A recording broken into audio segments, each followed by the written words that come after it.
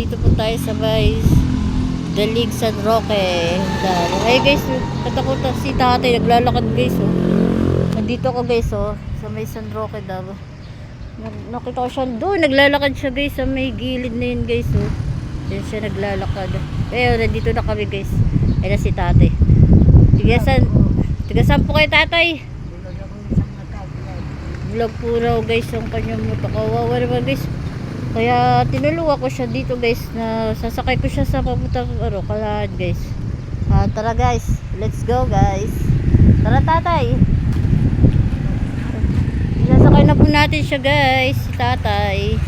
Papuntang Kalahan. Haharap tayo ng tricycle. Back and forth natin siya. Kawawa naman si tatay. Saan po kayo tatay sa Dalig? Sakay sa Dalig. Bawangan. Ha? Bawangan. Sabay Bawangan daw siya guys. Obsession Street daw guys. Tara guys. And guys, si tatay kawawa naman guys. Naglalakad. Bakit yung mga ganito dapat binibigyan ng pansin ng ating pamahalaan. Yung mga matatanda. Libre pagkain dapat talaga guys. Dito kawawa naman si kuya. Nandito kami guys sa may sundong. Dito guys. Dito kami guys. Nawa ko guys. Kaya inano ko na guys. Nawa ko na si tatay. Naghahanap lang kami guys sa tricycle. Ay sasabi ko na siya guys. Dahil lang tatay. Hanap lang po kami guys sa tricycle. Sasakay lang kami.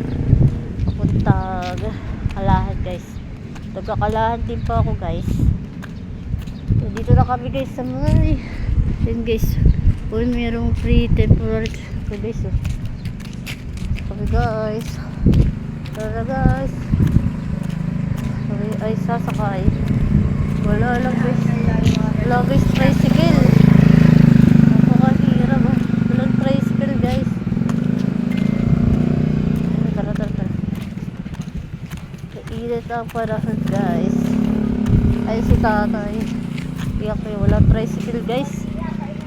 Dito kami sa may guys. Ayan. Diyan na lang kayo tatay. Init guys. Taray, hintayin natin yung tricycle. Ayun guys yung tricycle. Tatay dito po kayo.